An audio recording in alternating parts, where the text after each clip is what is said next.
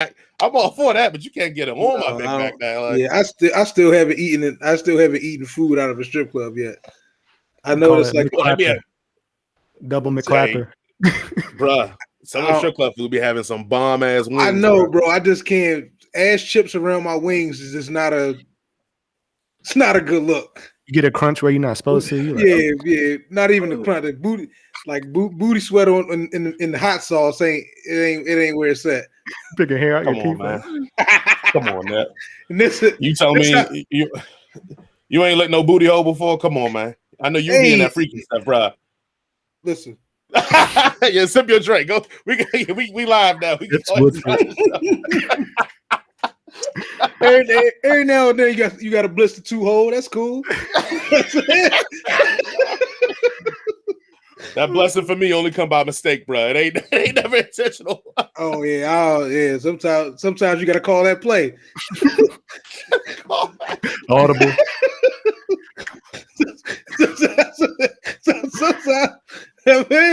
Sometimes you got to call that play, baby. In what situation are you calling that play? Like what is it? Omaha. 4th and 20? What is it? 3rd and 15? Or is it 3rd and 2? You're like, hey, look here. I mean, sometimes you just got to blitz it. You know what I'm saying? Sometimes it don't matter about the down and distance.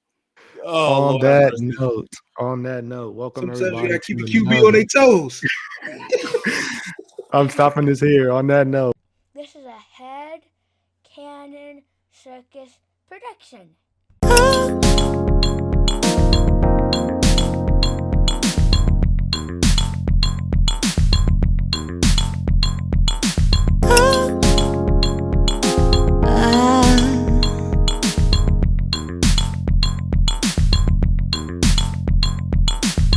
Welcome to another episode of the Gladiator Cypher podcast.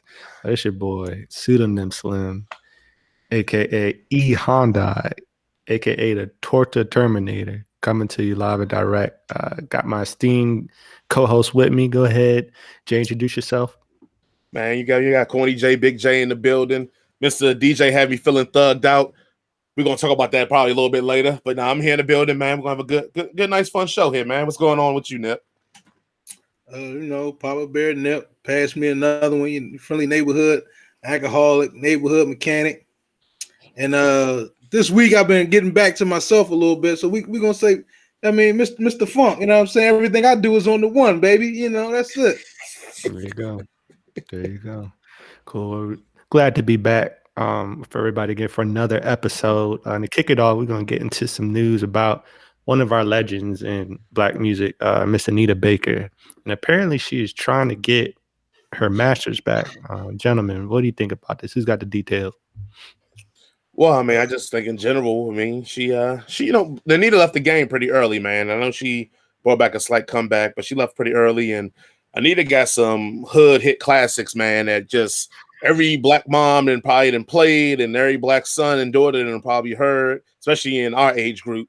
Mm-hmm. And it's kind of a shame that it's just another artist that we all vibe with, that we respect and we love, that I guess didn't play the game or didn't know the game like they should have, and probably got a little bit jerked. And now they're begging for their own creation. Like, that's something crazy to me. You created this, you made this, mm-hmm. and places are so greedy that they can't even take a lower percentage. Like, at the end of the day, the company's still gonna get paid.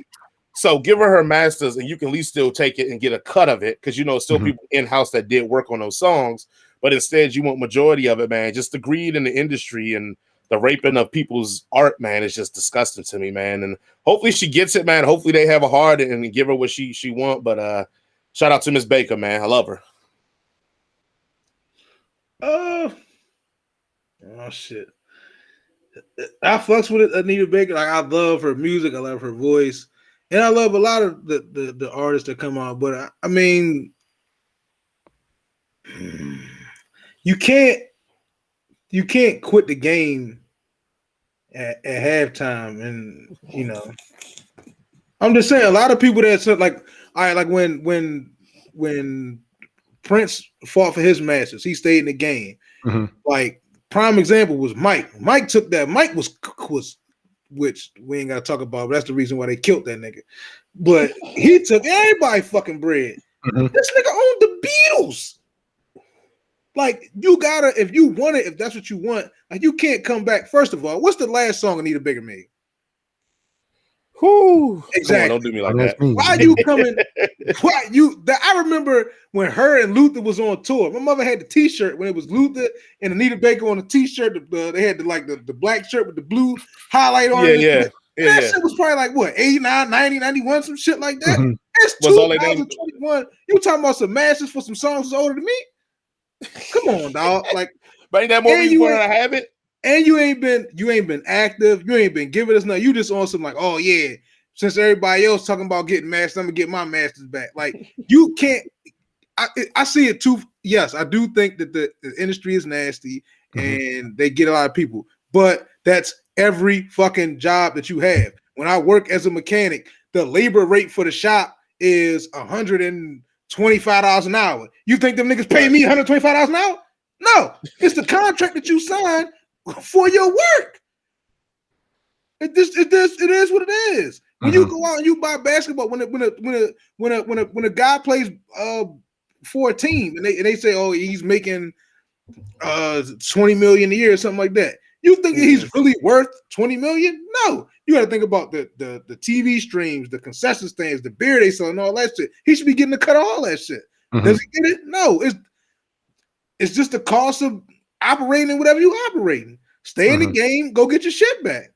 But is that part of the system of the game, or are you saying it is how it's supposed to be, or just because that's the system, that's what it's going to be? I'm saying that exploitation is necessary in a capitalist society. Some level of exploitation. You got to have winners. You got to have somebody got to take somewhat of an L. It's never going to be this utopian place where, like, you know, everybody gets what they deserve. I'm pretty sure she made a very good living off of her catalog. I'm pretty sure that she didn't buy a studio to make her songs. I'm pretty sure that she didn't pay every musician that came and played. I'm pretty sure she didn't buy the mics and you know what I'm saying? Like, it's certain overhead that comes along with that. If I'm the person that puts the money up, just like if I'm the person, if somebody wants to start a business and I invest, there's a percentage of bread. Yes, you did all the work, but without my chicken, you wouldn't have had this shit. So yes, I need 50% of this shit with no work. I need it. Do it without me. All right. So, but you gotta realize that the art of entertainment is different than all the regular job examples you gave, because homeboy to start the chicken spot, like, I hate to say it, you could find the chicken spot, man, a dime a dozen off the grow once you got the recipe and whatever. You're not gonna find another Michael Jackson. You're not gonna find another Prince. Like, a lot of art is particular to the person's individual ability to do what they do. So doesn't that warrant them to have some least ownership of what they do since they do it? And even in your chicken recipe, the dude that helped you with it, he still got a good percentage of it, even though you put up the money because he had the talent and the skill to execute it.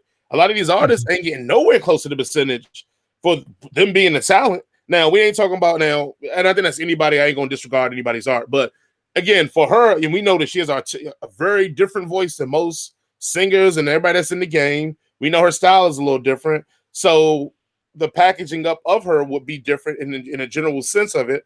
Like, it's no credence to the art being worth more, or the artist should be majority holder of what they created. I can give you mics all day, but if I can't create shit on a mic, it don't matter if I got mics in the studio. It's a lot of people that are very, I wouldn't say it's as many as somebody who know how to do basic menial things, but I know a lot. I personally know a lot of people that can sing their ass off, musicians that are awesome that never get the like that. We're not gonna act like these people, they're great, but they also had a machine backing them. They also had like this. I listen to plenty of bands that are smoke the boots off a nigga that's out here that's mainstream right now. I know niggas that are women that are rap they ass off around fucking Cardi and Meg and all that shit. But once you put that money in that system behind them, then that's what you're giving that percentage of. I don't think that this should be a long-term thing. Once you start showing your earner potential, whatever like that, things should change. I'm not saying it should be a permanent contract. No. But if you don't keep working, you took an L. But she created that stuff. Even if she ain't still working, you can't take the That's creation cool. away. You think the nigga that made Captain Crunch is rich? You think the nigga that came up with fucking the McRib is rich right now? You think the nigga that came up with supersize and McDonald's? Them niggas not rich, man. Come on. You think it's like the Joker that came up with supersizes in corporate, so he probably rich. Mm. All right, yeah. Look, he's right. All I'm saying is that, rich, like, yeah. All right. Look, all right. So let me look. If anything like else, it's a depreciating interest on anything else you got, except for an art. Except for the artist. So like all you said, I put up the bread, I put up the studio, I did the mics. Like, so how long am I still paying for that? That's the artist. I don't think it should be a permanent situation, but it's a lot of people that hopped into the music industry. They knocked out one album, maybe 2 albums, and then they fell back. But you gotta, if this is your career, like how many people do you know can have 5-year career? These people, and to keep it a bean, these people are still living off of the royalties from this music. It's not like they out here scraping pennies together. They getting bread. They just want more bread. Yeah, because the studio's getting all the bread. Right. What I'm saying is, okay, how long would you be able to live if you only work your career for 2 to 5 years? How long could you live off the residuals from your career? But it depends what my career is. If I'm a tech genius, no, and your I make career right now, any regular career. Yeah, like, but my career is a dime a dozen though. I could get replaced tomorrow by somebody who can do my job just as efficiently as me. You can't make another Anita Baker. As much as you say that somebody could sing as well as her or do this, you're forgetting the fact of being. Hold on, I'm saying you're forgetting the point of an entertainer is a wow factor. Like it's something that made somebody want to put money behind them. Maybe that joker you said on the street that can blow. Maybe they look at her and don't see that. Something. All these celebrities we talk about, somebody looked at them and said, "It's something there, and I'm going to go get that." So that's what separates them from the joker on the street. Yeah, I know. I'm with you. I know jokers in the street and bands and rappers. It don't matter, but because they ain't got that it them other jokers got.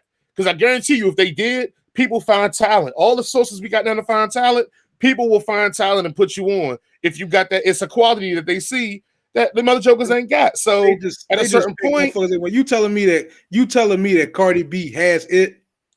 The fact that we talk about it like crazy, you know how she started? She started on the show. She started as a talking stripper. Wild.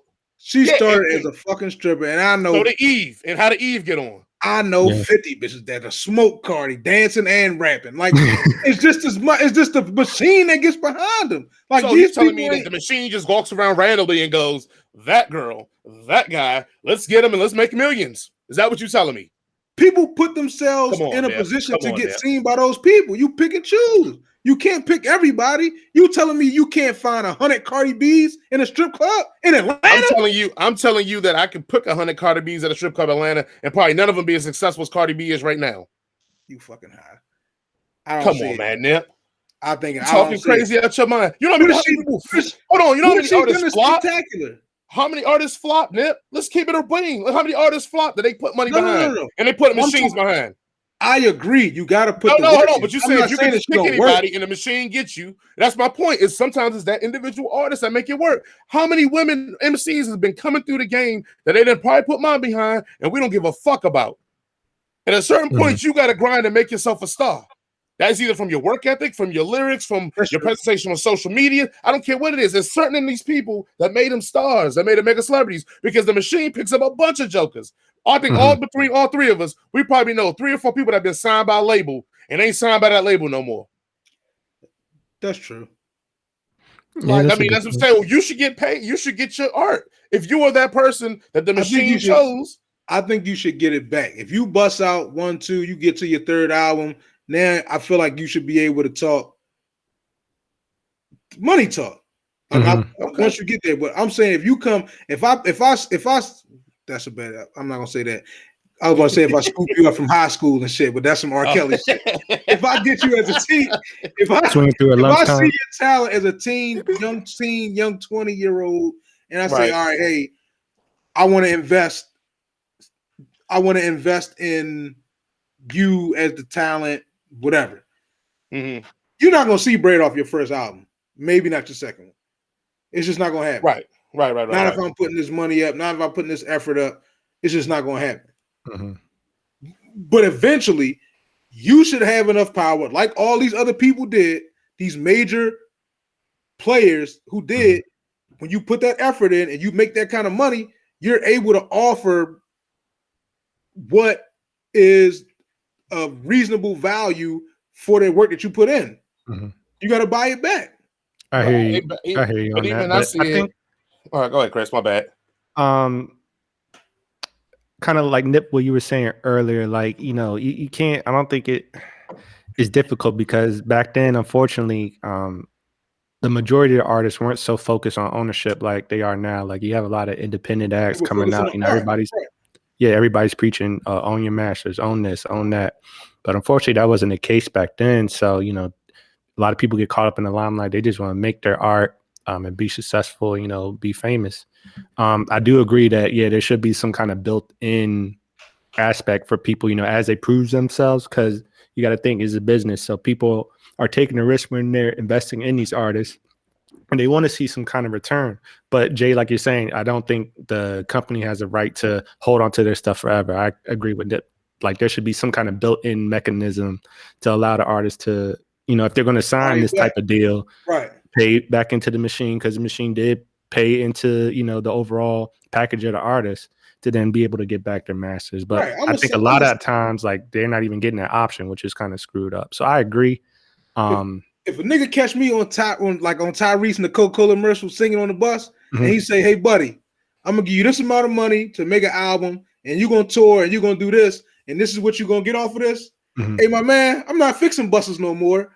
I'm gonna sing my ass off. It's the amount of bread that I'm about to make off the residuals and the touring and all that shit that I'm getting. Like they just talking about just the points off of the actual music, the album, whether you can sell it to somebody.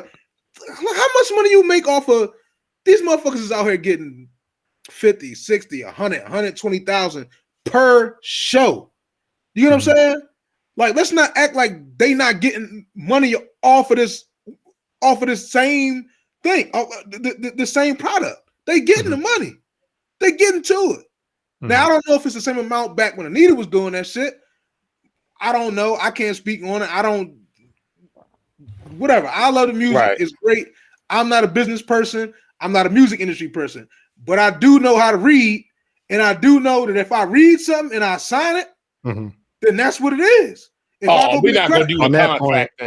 On that point, though, like, it's been so many times. Like, anytime you download an app, you got that whole end user agreement that's on 50 pages. You don't know what you're signing. A lot of people back then, like I said, it wasn't minded. I'm signing a document that says whatever the fuck I do on my phone, you have the rights to use. You can use my camera. You can use my phone number. Infrared. You can use whatever. I'm giving it up. I know what the fuck I'm signing. But I mean, I don't think that means that the company should just get carte blanche to the person's artistry for the end of time. Like I said, allow the people to buy it back if they didn't negotiate it for it up front. Even if they're making however much money from the shows and stuff, it's still their artistry that's earning a lot of this income for the brand or the organization or whatever. So I think the artist should be, I wouldn't say necessarily entitled to, but they should have access to it if they want to pursue that. Like, some people aren't as business minded to pursue that access because they're not thinking long term. You know, oh yeah, I'm making tons of show money now and all that stuff. That's cool, but generations down the line, like they have these masters and everything, they're still using this timeless music because we're always going to hear Anita Baker because the music is timeless. That allows the future generations to eat. I don't necessarily think it's greedy for someone to, after X amount of years, want to go back and get their masters. I think it's smart of her. Yeah, she kind of lost out. Like you said, it took so many years, like you said, touring back in 91, and now we in 2021. You're just trying to do this. Like, yeah, but better late than never. If you want to be a business person, be a business person. It's a lot of people that was coming after points and ownership long before 91. Niggas was doing that shit in the 50s and 60s. No, I don't want that. All right, you can keep that. I want to own my shit. I want this percentage of ownership. Like, you know what it is when you sign that shit. Like, you're trying to get on. Like, and I get like it's the move. If somebody come and flash $50 million in my face, yes, I'm taking fuck it. You can have it. Do I get this money? Do I get to move out of the situation I'm in right now? Yes, you can have it. Now, once I push that shit and get myself to a financial place where I feel like I can be a business person and negotiate the rights to this, then yeah. But don't make it seem like these. Don't get me wrong. Some shit is, yes, contracts are predatory, but everything in America is predatory. You go out here and you get a fucking credit card, and these motherfuckers, oh yeah, the first year is 0 interest, and then you get a second year, that shit's fucking 30%. Like everybody's getting beat. Everybody getting their ass whooped out here. Like you can't just, oh, because I made it, so now I'm not getting my ass whooped no more. No, everybody get their ass whooped. You pick your ass whoopers. You pick yours, you got your ass whooped. Go pick your switch, boy. Go try to get it back. Go out to the tree, pick your switch. You picked your ass whooping. I ain't gonna keep arguing this. We can go the whole show arguing this. So I just vehemently disagree with all that bullshit you saying. But we could go further on. Go on to the next. All right. Speaking of ass whooping, one of the gospel greats was going off recently on his son, threatening an ass whooping based on a phone call that I believe the son had recorded and then posted to social media. None other than Kirk Franklin was getting super heated on the line, talking big, like he was really going to put hands on the boy. I think we got the clip right here. Go ahead and play it, Jay. Why you finding that? I stand with Kirk. Fuck what you talking about. Put your foot in his ass, break your neck, nigga. All that. I'm with all that shit. Yeah, I mean, like, I don't know all the details behind it or the details of their relationship and whatnot, but people are allowed to get mad. Like, people are allowed to voice their frustration. Like, I think you can't be canceling people for every little thing. Like, that's his son. Like I say, on the outside looking in, not knowing their relationship, what may have happened in the past. Like, he's seated at his son. He wants some respect from his son, Some of the worst, most nastiest conversations, arguments, fights you're gonna have is with closest friends and family. Mm-hmm. That's just what's gonna happen. I'm just glad because who made that joke before? D.L. Hughley? Not D.L. Hughley. Somebody else made that joke. Was like, I know Kirk gonna come out and start cussing those songs. Niggas already knew Kirk be cussing, dog. He got too many regular songs that's flipped in the gospel songs for him to not be dropping that shit like that, bro. Here we go. I think I got it queued up here.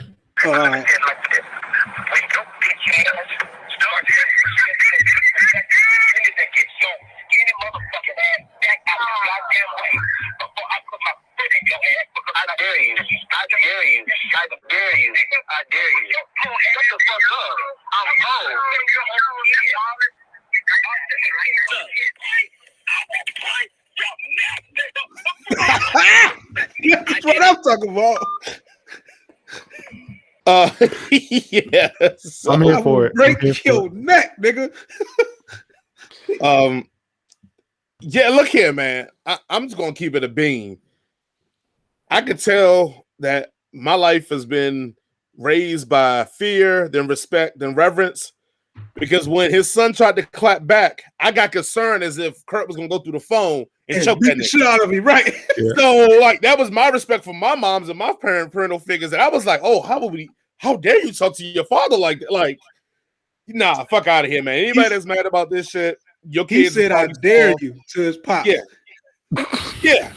Crazy. That's insane to me. Like, no, fuck out of here. Anybody that's mad at Kurt for that is crazy as hell. And the fact that he called him bitch ass nigga, and that was a fair and accurate assessment because any grown 30 and when I first heard, I'm like, damn, Kirk got a son, like a young son. Yeah, they tell this nigga 33. Right. Why is this new? Why are you recording your phone conversation to anybody at 33 years old to your family? Because he's soft. That's why. Come on, because he a bitch ass nigga. Yeah, and he deserves to have a foot in his ass and get his neck broke. We need that on the shirt. Man, like, somebody got to make some Kirk. I will break your neck, nigga. Stomp some shirt. I will break. Look, I'm so far on the spectrum of it. And Pastor Troy, they got to come out with the vice versa remix with Kirk. Like I said, I'm so far on the spectrum that if I heard one of my homeboys talking to their parent like that, I would have to check them. Like, I'd be like, man, what the fuck you talking to your parent? Like, what? Like, nah. Call your people right now and apologize. Like, that's just completely out of pocket, man. Whoa. I ain't gonna go that far now. That's completely out of pocket, man. Come on, disrespect begets disrespect. I don't care who it is. Nah. Not when it come to the parent that raised you, nah.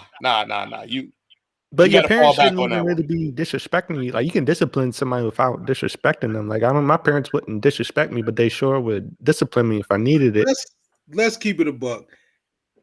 Buddy was provoking, dude. Whenever you got a camera set up to do something, he provoked that reaction out of cuz. Yeah. He did. He for you to already have your recording device set up, whatever it is that y'all got on. This is clearly some shit that's been going on for a while, and you playing a publicity stunt. I've had in my family like some nasty conversations. Parents, siblings, shit just get funky sometimes. Do I think I've always been on the side of being respectful? Nah. I know I haven't. Like I know I've crossed that line before, but I haven't done it in a manner or in a way or with the purpose of like, oh, I'm trying to expose you. I'm trying to get something out of you. Like, nah, you said some foul shit, and maybe when I was a teenager, that shit was fly. We ain't no. Look, I'm gonna go as far as to say is, and this is my personal shit. When you were a young cat, yeah, I'm with you. Like, because the respect quota, you say things like, "Oh, respect begets respect." I get it. I know that's how you roll, Nip, and I respect you, and I love you for it because you know I'm a different brand on that. Like, I'm always gonna give everybody respect first and foremost, but I'm going to give even more respect to the ones that gave me birth and the ones that are really, really in my circle. Like, it would take a lot of. Now, me and your relationship is different. Nip. Like we can go back and forth, and I never feel like it's beef animosity, but we could talk to each other real funky, but it ain't never no hate. Right. But with my parents, it's a reverence kind of thing where it's like I can't talk to my mother how I talk to my friends, and even if the situation is exactly the same, because it's a reverence there for me. And for me, I'd rather walk away or just leave it than to come out disrespectful to my mother. And the only time I've been truly disrespectful to my mother was when I was like 17 or 18. But as an adult, like if I were, like I said, was one time I might have like you cursed while I was talking to her. Not cursed at my mother, but cursed on the phone with my mother. I had to stop and check myself and be like, hey, my bad. Like, I didn't mean to you. Like, my mother didn't care. She didn't understand. I was just emotional at the moment. But my reverence kicked in and was like, let me fall back. I don't see any way that as a grown man, like we said, we talking 33. We're not talking no 18, 17, 16. As a grown man that's been out here, and you all know, as you become your own man and you have your own life and all that, you get even more reverence for your parents for the stuff they had to go through to provide for you. I can't see coming out of pocket to my pops or my moms. And my pops ain't even in the picture. I don't even know that nigga. If he came to me talking crazy, I still, just for the fact that he gave me life, I just probably look at him and be like, man, we're not going to do this. And I'm going to let it ride. I'm going to walk it off. And that's just how I get down, because I'm not going to go there with, one, I ain't going there with an old head anyway. But two, I'm damn sure going to go there with a crackhead. So I'm really like, nah, I'm good here. Like, I just don't see any way, because either your parents going to fall on one side of the spectrum. Either they were really good to you and you shouldn't talk out of pocket, or they were shitty to you. And why you giving a shitty person that kind of energy? I feel so for homeboy, I don't know how Kurt was in his life, but either or, his parents gonna fall in either one of that category. So that energy he was giving, he ain't have to give. The energy he was giving off was that privilege shit. Like I didn't really have to work for nothing. You ain't really touch real life and shit until you was an adult, and you probably mad because pops was like, I ain't paying your bills no more, or some goofy shit like that. Yeah, right. I do think I have this conversation a lot. The kids, especially black kids, us born between like, I'm gonna say like 75, between 1975 and 1995. Not to be on no victim shit, because I don't take it into like, oh, I need something from somebody else. But we went through some shit as some kids, bro. I agree. We went through a lot of shit. Like niggas was on drugs, dying, ODing, getting killed and shit. Like a lot of shit as kids. So it's like, I don't necessarily stick to, and I respect that. I do think that we should have a certain reverence. Like there's a certain reverence that I have for my parents and for elders in general. That, like, I'm not about to steal off on no, even though me and my pops have, gotten into some fucking fisticuffs before. But that's just like, that's family shit. But I would never fucking publicly go on like Facebook or Instagram with a personal beef, even knowing all the shit that me and my pops have been through, I would never publicly disrespect him. Now, if it's one-on-one, if we in the closet, I'm gonna say what I gotta say. You gonna say what you gotta say. Maybe you still off on me, maybe I still off on you. But in public, no, we're not gonna do that. I'm down, and maybe that's just me. I'm down all for if we in private and we having a private moment in a private conversation, whether it be me and you as my best friend, whether it be my mother, me and my wife, whoever, we can get as disrespectful as we want to get. It's in private. I don't care. If you start talking crazy to me, I'm the way my shit built now. You about to catch it back. Like you can't walk out here giving shit out and not expect to get nothing back. That's just how I feel about life in general. But in public, no, I would never say, come on, bro. I'm not gonna record myself telling a nigga to dare me and all this shit. And I done been in fisticuffs with my pop before. But also too, I'll admit, like in my perspective too, guys, I didn't have a dad in the house. So that whole king of the house, Prince Cup, like y'all got a different dynamic. I know Chris, his pop's in the house, so you two have a different dynamic than I have because I didn't have it was no more alpha male in the house but me. So I didn't have to worry about only thing I did was get along with my mom's, and we was straight in the building. But it's a different game when it's another man in the house and you becoming a man. So I don't know, Chris, what's your thoughts, man? Yeah, I think my experience is a little bit different than Nip. Me and my dad, we never gotten any serious arguments. My mom was more of the disciplinarian than my dad, so he would definitely get on me if I was screwing up or something or acting dumb. But I would catch a lot of flack from my mom first. And then if I did something really bad, and dad would chime in too. Like, man, come on, you gotta. That's just not him though. He's not like a loud, boisterous person.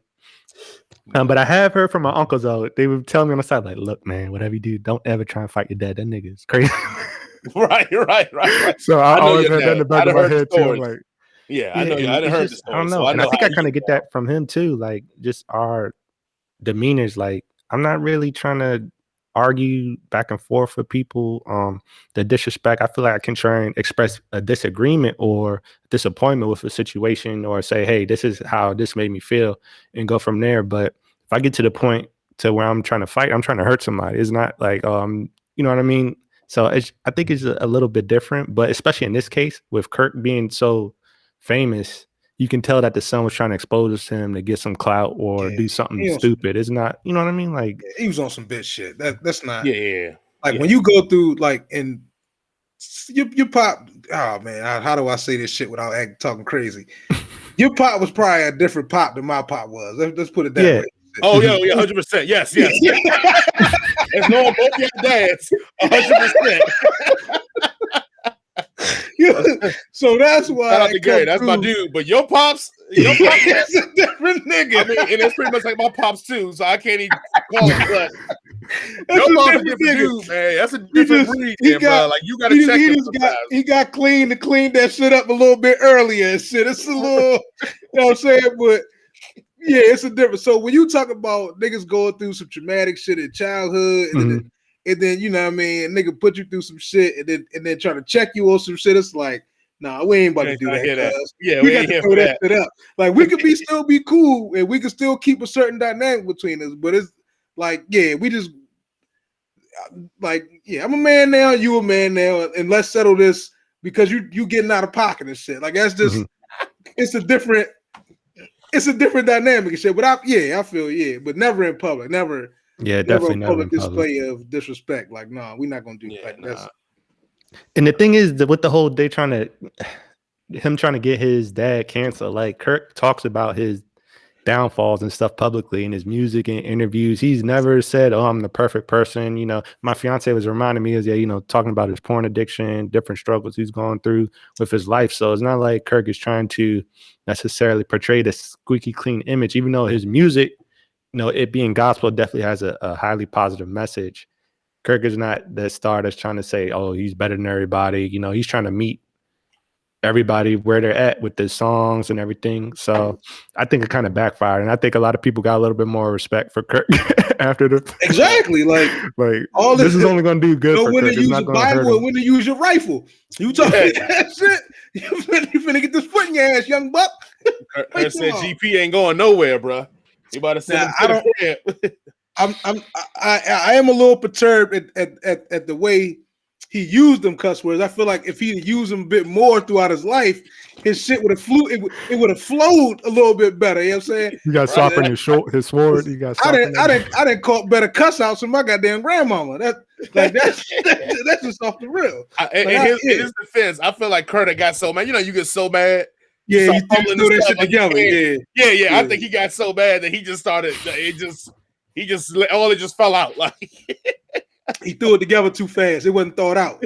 Right. That was raw emotion. He lost his exactly. He lost his composure. So he was like, "Nah, I gotta let this young homie have it, man."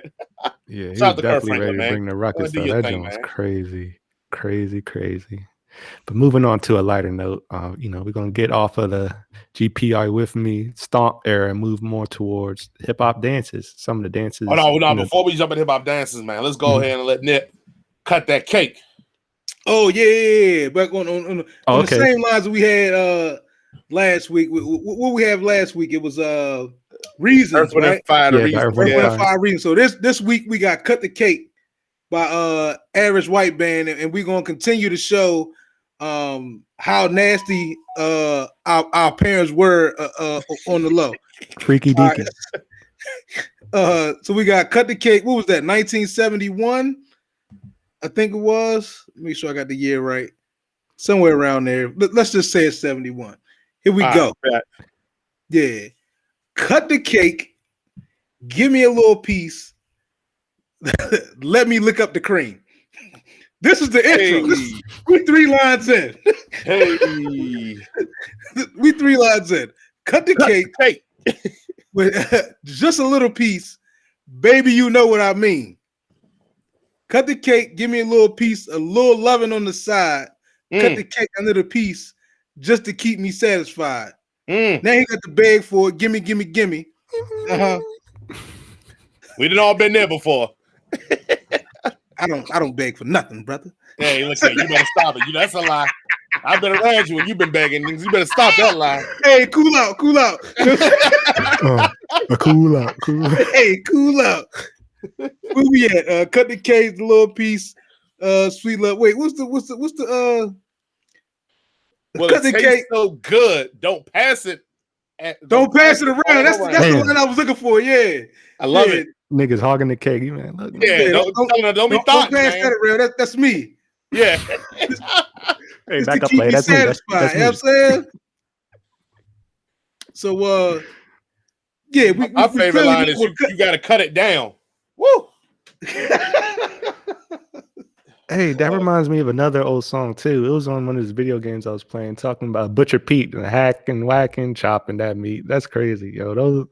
Our parents and their parents, they was on some stuff too. It was just dressed better. I say it was better presented. It was a little bit more, I guess, appealing on the front end. It wasn't as bombastic as we have it now. But yeah, this joint is crazy. He stopped there. He still be giving more to feed up later, bro. He still.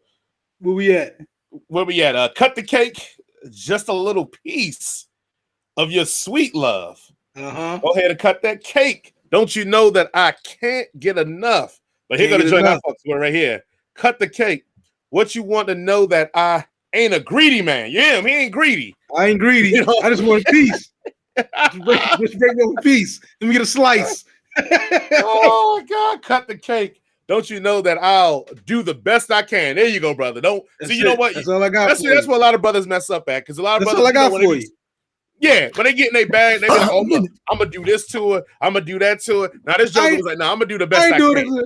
I got what I got. I came with what I'm leaving with, and that's it. And then we got going to the chorus, but then cut the cake. Give me a little piece. Let me lick up the cream. He on to that. Cut the cake with just a little piece, baby. You know what I mean. I mean, he again, like I said, but then he pretty much goes to the end when he's like, cut the cake. I need a little piece. just to keep me satisfied. There you go. That's it. Look, I'm gonna be a buck. I'm gonna keep it a buck. Like when I don't get me a piece of cake, you know, I'm a big brother. So if I don't get me a piece of cake, all of a sudden, we start arguing, and all of a sudden it's disruptive in the house. So I feel him. Just keep me satisfied. I understand what he's saying. Like if you don't get that cake, man, it get real ugly in your household. It's hard to maintain it properly. I like when he was like, never knew you cooked the way you do. Mm-hmm. Yeah, yes. So he was surprised. He was thinking, mm-hmm. That means devil's food cake on him. She got him out of there. That German chocolate. He's like, God. Got him right up out of there. Oh, yeah, like Chris said. I mean, she had different. She had, the vanilla icing on the chocolate cake. She had the chocolate cake with the chocolate icing. Gave you the German. Gave you a red velvet cake. I mean, I mean, just yeah. When you maybe had to do this when you brought it up, Nip, and I had to look through the lyrics, man. I said, how the average white band giving it up like this? They just in here. Freaky deaky. Yes, sir. And look up the cream. I'm most certain, buddy definitely blitzed that 2-hole. Called the Blitz. he definitely called the Blitz. He called the Blitz. He definitely called the Blitz. Yeah, he was definitely wilding back then, man. If anybody's just tuning in, then you'll have to watch the beginning of the show to know what the Blitz is. But that's a T-shirt. Blitz the 2. Oh my God! Oh no, you look here, man. Yo, well, he did. You singing songs like that, yeah. You definitely blitzing the 2-hole. That's it. And he was so adamant about licking up the cream too. That's why I'm like, man. Hey, look here, man. Actually, the song I was gonna bring up to this one was "Summer Rain" by Carl Thomas, because I got a lot of innuendo in that "Summer Rain," bro. And he, I gotta go back. I figured that, but I gotta go back and listen to it as an adult now. Was an adult. I probably was a teenager then.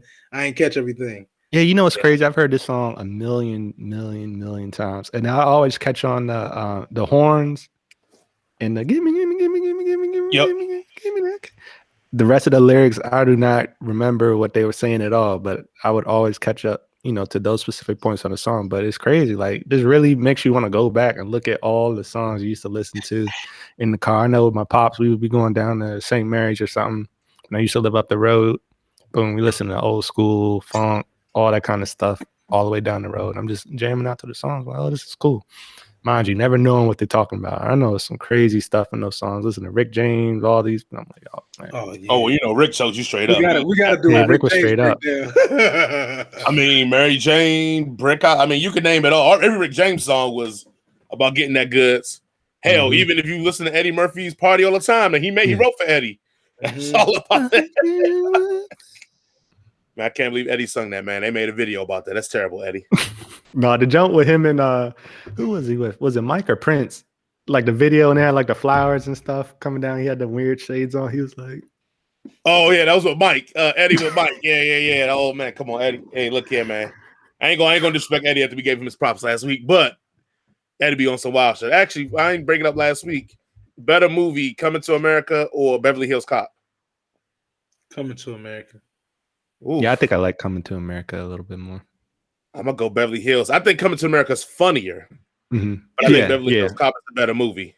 Oh, you talking about like plot and all that shit? Like, yeah. Well, you don't care about that, Nip. So that's why I need to bring it up. Right. Shit funny. Like, it's clear. Like, what the fuck is the moon? I gotta catch a flight to Queens to find the Queen. What the fuck? That shit's stupid. It's like the storyline in the new one was stupid, but it was just a good movie. Yeah.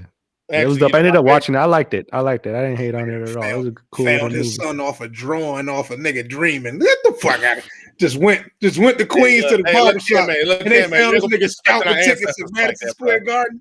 Okay. You're not gonna disrespect our ancestors like that, Nip. Come on, man. You right. You done dream some shit and put it into fruition too in your life, so you better stop it. Okay. Actually, you know what? My favorite Eddie Murphy movie is The Golden Child. Did anybody say anything different?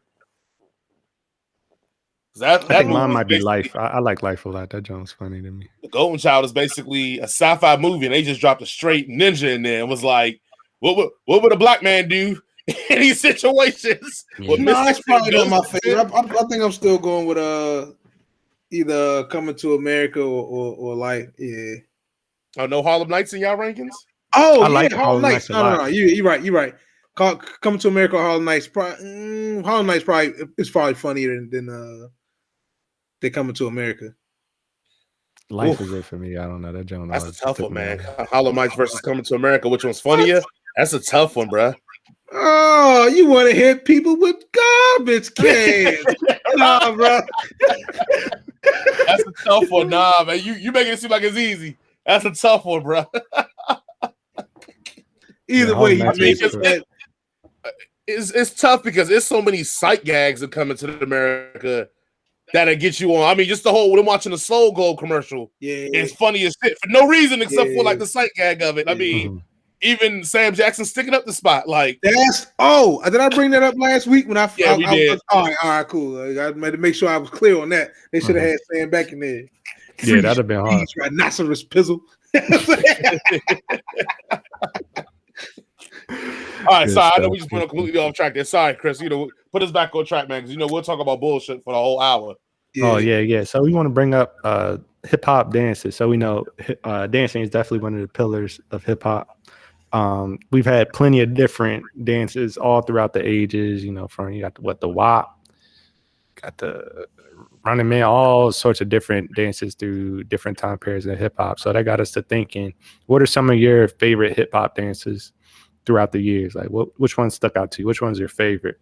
I'll go first. I think the one that kind of took over during my age, well, two. So you got the definitely the Harlem Shake was crazy when that came out. And then kind of in my high school era, the ATL influence was heavy. So they had the snap jump, doing all the snap dances. That influenced a whole genre of music. You just had straight snap music for several years. So I think those were a couple that stood out to me: the Harlem Shake, and of course the snap dance. What do y'all think? Let you go, Nip. What you got, man? The one that's most, I think, the most influential would probably have to be the Running Man, dog. Like that probably had to be between that shit and like the Cabbage Patch. I don't know. Like, I think I'm gonna go with Running Man. The Running Man was that joint. Running Man. You gotta do it now, though. No, whatever your favorite dance is, you gotta put it on the. All right, well, let's start the Harlem Shake, bro.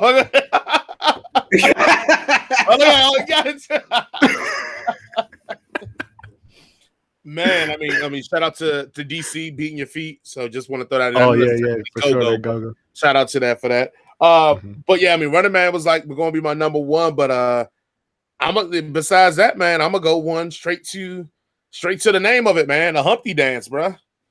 Like dance. Like that was a joy. I mean, and that was in that category of whack hip hop. But for some reason, man, that shit used to pop off, man. So. Does the electric slide count as hip hop? No. No. Because that's the booty call. Count as no line dance can be considered. No. What about the wobble? That's straight. That's a rap song. No, we're not doing that. Which one's better, electric slide or the wobble? It's a line dance. What? Did you say the wobble? Oh, yeah. No. I said it's a line dance. I didn't say. No, I'm asking. No. Chris said the wobble's the better dance. It's the better. The wobble has a higher skill ceiling. Come on, man. The wobble is more technical. It depends on which wobble you're doing. See, look, I start off the normal jump and then freak it halfway through. It look a little better, but the electric slide is the standard. The wobble ain't shit, but the electric slide with some goddamn fancy footwork. No, it's way different. It's way different. Look, man. Look, you get a joker that can freak the electric slide. It's like the best shit you ever seen in your life. You know what I'm saying? Mm-hmm. The wobble, you get a joker that freak the wobble. I mean, it's just gonna be how hard they shaking their ass. I mean, that's what's called a spade. It was about 2009, 2010. I was out, man. I don't know where I was at, drunk as shit. Probably Barbers Hall up in North Philly. I was hitting the goddamn electric slide, went to go kick the bucket, rip my goddamn pants. I did that too. I think one time in the bar. The wobble can't make you do that. Wobble can't make you do that. You can't drop that thing and then kick your way out the bucket. You know what I'm saying? No. I ain't dropped no things, but I definitely ripped my. Sorry for our audience that is not familiar with these terms that Tony is using. It's a part where where you do the step up and step back, and then you kick your foot around to turn position. It's called kicking the bucket. So to keep everybody caught up here, because I know our audience is diverse. Sometimes I get texts like, "Man, Nip talking about what the hell did that mean?" And I'm like, "Oh yeah, you just like I text everybody about if the DJs ever made them feel thugged out." And a lot of my friends text back and said, "I don't know what exactly that means." And I said, "All right, well we don't got to discuss it no further then." Exactly. The more DJ you know, never make you feel thugged out. DJ make you feel. Oh yeah, nah. So we just exclude the Cupid slide, right? Because I think the Cupid shuffle's trash. But am I the only one that feels that way? I like the Cupid shuffle. That's fine. I do. I'm one person. I love dancing. Like if you ask anybody, anytime it's any function, I'm on the dance floor the whole time. Like as tall as I am, I know I look goofy, but I just love dancing, especially a lot of these hip hop dances and stuff. The line dances, I'm here for it. So Cupid shuffle, biker shuffle, the Zydeco, what do they call it? Oh, I like that one. Shoot, booty call, cha-cha slide. I'm here. What's the new one they out here doing? I'm with the booty call. Booty call, my joint. Yeah, booty call is tight. What's the new joint they out here doing with the? I guess it came from some black dude dances on some country song or something. Yeah, I know what you're talking about. I was like, my wife know what it is. I wish I know so I could pull it up so people know what the hell I'm talking about. I know exactly what you're talking about. Though. I know it's a video of a black dude and he's like cranking doing it. Like he got like the shorts and some boots or something like that. Yeah, I know. I haven't learned it yet. I'm still trying to learn that jump. I forgot. I forgot what you're talking about. I know what you're talking about, but I forgot the name of it. It's hard though. Okay. I think I found it. Hold on. Let me go on. Get it on the screen share. I think this may be it because homeboy be getting it in, bro. Yeah, he cranking. But I guess that goes to our conversation earlier today when we talk about the culture and how we are the culture and everybody take from us because the way homeboy be killing this shit. I was like, damn, dude is in the pocket and everything when he getting in on this. Oh yeah, here we go.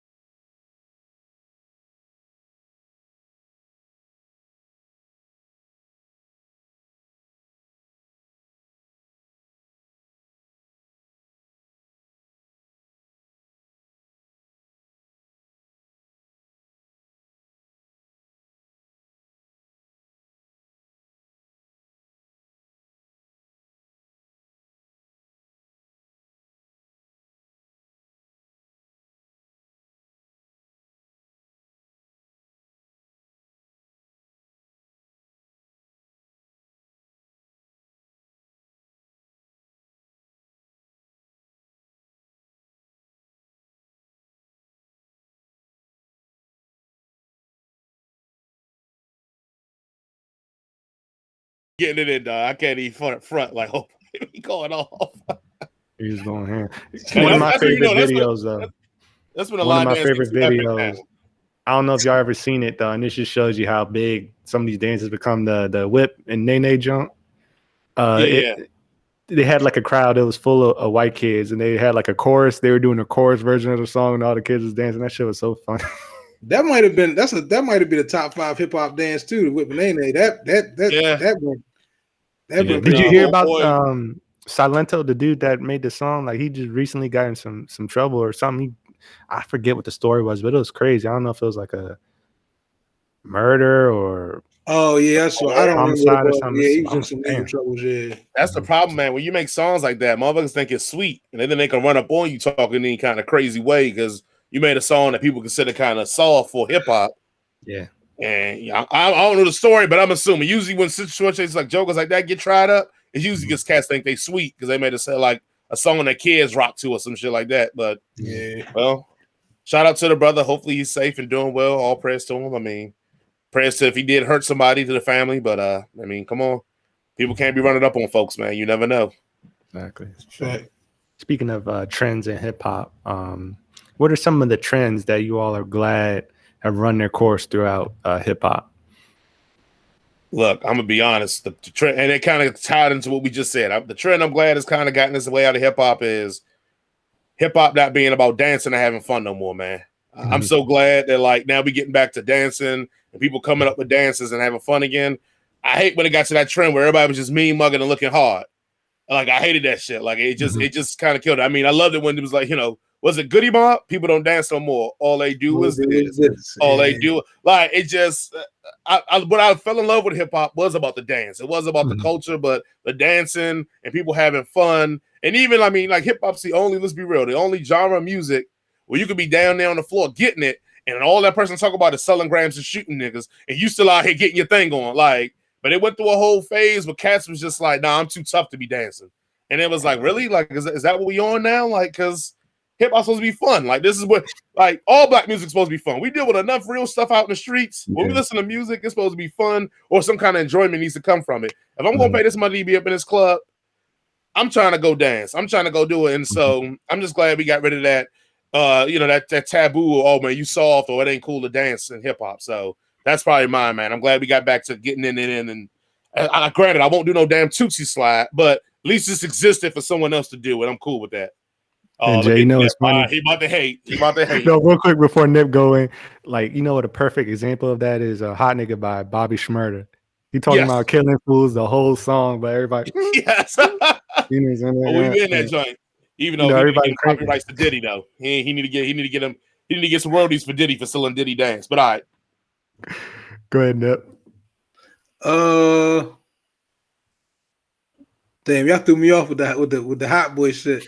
What was I about to say? I'm glad it's gone. I don't know. I'll be glad when Drake is gone. I'll be glad when that shit's gone. No. All right, guys, that's our show for today. No. That's what it was. I'm glad that auto-tune. I'm glad auto-tune is getting is the fuck. Besides T-Pain, because I was banging with T-Pain. But everybody else with the auto-tune, I'm glad that shit is phased out. Like I'm glad with that shit. It's gone. Is T-Pain underrated, man? Because I feel for the hits that T-Pain got, we don't put no talk on T-Pain name. Like he's definitely underrated. Oh, for sure, yeah. Definitely. You just said his name, and I just thought about 7 hits off the rip, like before I even just thought about it. Like, damn. Shout out to T-Pain, man. Get that man. Yeah, I definitely was on the bartender. She's buying me drinks. I'm at the bar with her. I didn't fell in love with a stripper or two. You know what I'm saying? I'm rocking with T-Pain. Booty going up, down. Yeah, it's just so many of them, bro. Even the joint with him and Chris Brown, kiss. Like it's just a bunch. Like we can just go through the booty work. Let me say booty work. Yep. Damn.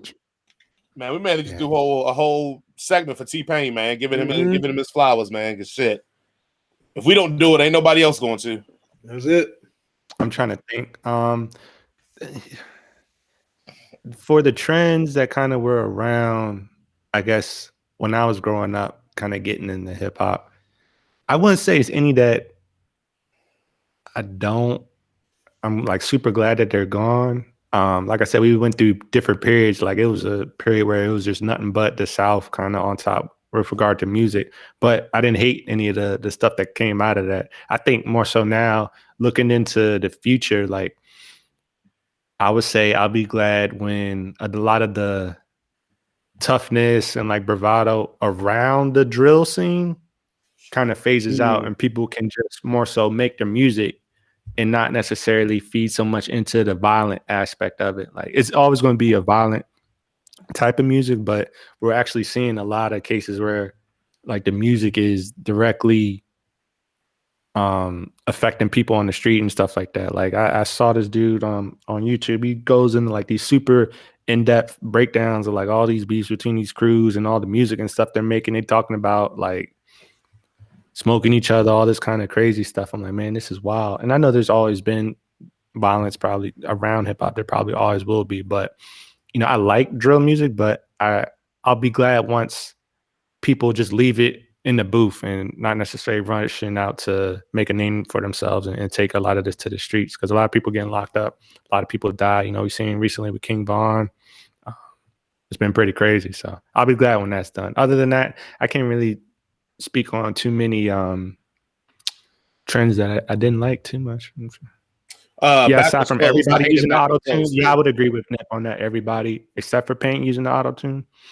That would probably back was closed with Criss Cross. I hated that shit too. Oh yeah. That shit was whack to me, Chris Cross. I mean, they sold a lot and they made them real popular, but that shit was whack to me. I fuck with Chris Cross. A motherfucker trying to pee with a zipper on his ass. Fuck out of here, man. I ain't looking at no other man ass. Yeah, I was gonna say, yeah. You gotta drop total trial to pee, bro. Can't have the dick hole by your butt. That's not cool. That's not cool at all. That's not cool. Motherfuckers go to the urinal, dropping straight ass cheeks, bro, to go pee in the urinal, bro. Like, nah. That's not cool at all. That's a negative. Yeah, also, and then maybe the LL one leg up, because I never got it. I never understood why that was dope. I mean, LL used to do it. It was dope, but other cats. Did anybody else actually do it? Maybe they did do it. I don't know. All right. I don't really remember. I think it was just LL. Also, and another one. I mean, now this is me saying it now as an old head, because back in the day it was popping, but niggas wearing jorts with Timbs. Nah, I'm good, man. I know you Philly cats in New York and all y'all still rocking that shit. Wearing jorts with Timberlands, bro. You got the tan joints too. Nah, I'm good, man. No, you can rock your shorts with your butters. Come on, what you talking about? No, not. I'm talking about the jorts, the jean shorts with your butters. Nah, man, come on, man. You rock your jean shorts with your butter. You rock your fatigue joints with your butter. No. Wait, I wish the jorts. I like jorts, man. Damn. Nah, man, y'all tripping, but y'all here winning. Y'all still out here winning. I'd be outside every day when I was a kid in some jorts, man. We was running around. The kids on now. Y'all grown men wearing jorts. I don't think I got a pair of jorts, but I'm gonna get some now just cause. Hey, look here. I ain't gonna wear the carpet joints with the hooks on the side. I ain't gonna go hard like that.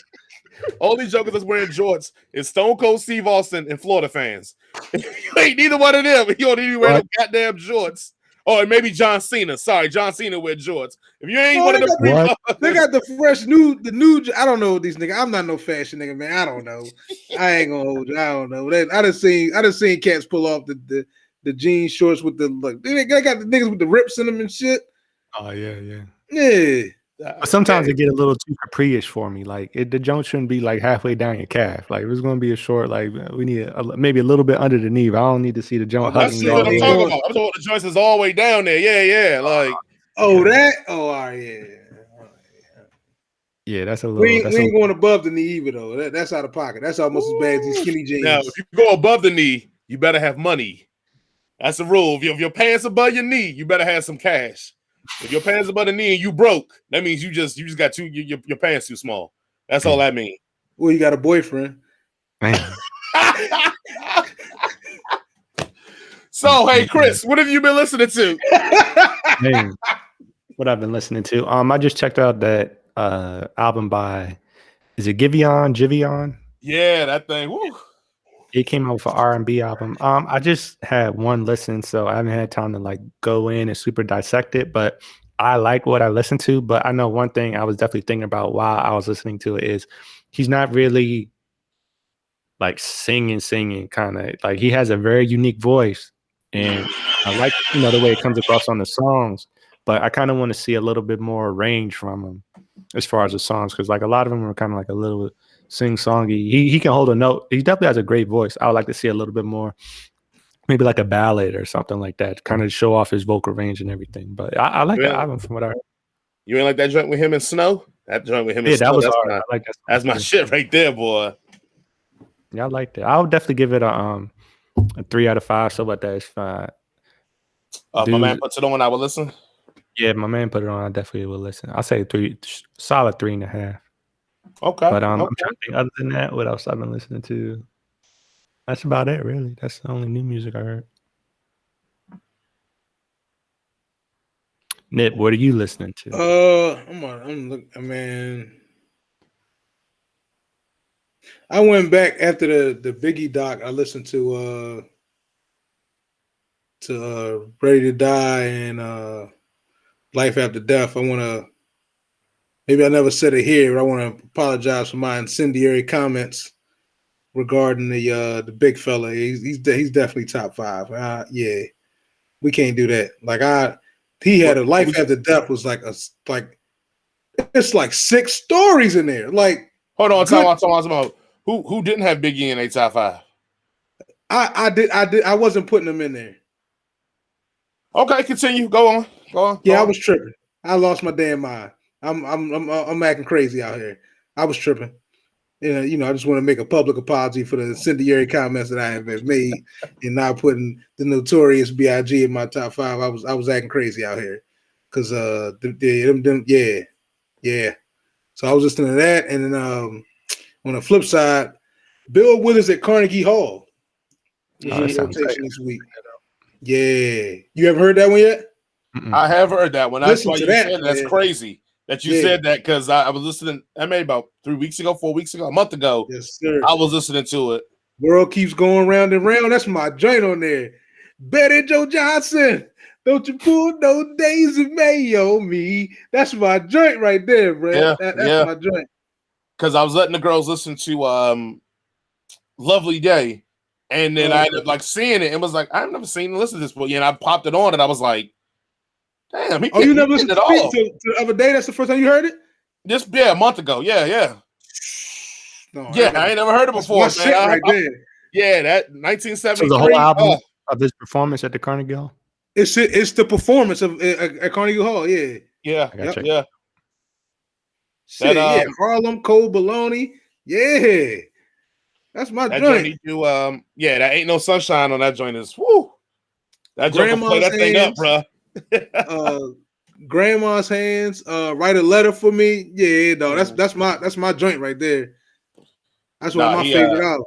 He went off on that. Like I said, never knew about it, never heard it. And when I listened to it, I was like, God damn. Like, player. Yeah. Yeah, rest in peace, Bill Withers. He was definitely a beast. Definitely. All right, folks. Well, wait, did we get what you were listening to, Jay? Oh, no, I damn near forgot. What I'm listening to. So, I'll admit, man, I haven't been listening to much of anything really good lately. So, besides the Jivion album or whatever, I think it was last Saturday and Sunday I got in my R&B old school bag. Was going through that type of stuff. But then I would say the only thing I probably listened to recently that I thought I listened to Benny the Butcher, the plug, basically, because I guess part 2 is supposed to be coming out. Yeah, the plugs I met. Yeah, then this will be coming out next week. So yes, sir. I had to kind of refresh my mind. You already know. Yeah, I had to refresh my mind on the first one and realize just, again, I know we said that plenty of times on the show. I don't think Griselda Cruz even made a bad album, man. Like as individuals and all that, I think all of them are just crazy talented, and it shows in the music they do. Besides that, when I did briefly listen to, I guess Post Malone has a dude that his name is Clever, I think, and he put an album out. So I listened to that briefly, but it just pretty much sounds like a Post Malone album. So I turned that off very quickly. I tried to listen to Selena Gomez's album, and I couldn't. I tried to listen to, I think, Nick Jonas maybe came out with one, and I couldn't. So that's what got me into my old school R&B bag. I was trying to listen to this new R&B-ish pop stuff, and it really didn't pop off for me. And then the last thing I was listening to, I'm actually going through my list of stuff right here. Now, I'm not going to recant what I said last week about Drake's three piece of shit, but it is a little better than I've realized. I thought shitted on it and was like, let me just sit back and just enjoy this. It's a little better than it ain't trash. It just ain't good either. So any balances between the dumpster and not being put on in between, somewhere where it's just collecting dust in your house, that's where it is. So I would apologize for everybody that I've offended by saying it was trash and African stank booty. It's just a dust collector for me. It's probably what I'm gonna put my drink on. So nice little coaster action for you. Right. Yeah. I'll at least give him that much give him that much love right there. So other than that, man, that's pretty much all I've been listening to, man. All right, cool. Well, go ahead and close out the episode, y'all. This has been another episode of the Gladiator Cypher podcast. Again, we're available on many different platforms, but make sure if you're interested in our content, you like what you hear, be sure to continue to engage with us. You can check us out when we live stream on Facebook. We've got a presence on YouTube, Instagram. We're all over. So make sure to become a fan, join the circus. How do you join the circus, you guys? You like, subscribe, share with friends directly. Tell people word of mouth is big. We definitely appreciate all the help from fans and family. and fans too, with us spreading the word about our podcast. And as we continue to grow, we just look forward to more and more engagement with our fans out there. So again, we'll be live and direct with you next week. And look out, we're going to be having some interesting things coming down the pipeline for you throughout the month of March. So stay tuned. Also, check out next week. We are officially going to do it. Better producer, Dr. Dre or Kanye West. So next week, give everybody something to look forward to. We're going to officially do it because I feel like we all going to have different but similar opinions on this one. It's going to be fun. So next week, tune in. All right, y'all. Peace. See y'all next time. Them niggas tried to kill my father. This is a head cannon production. Circus production.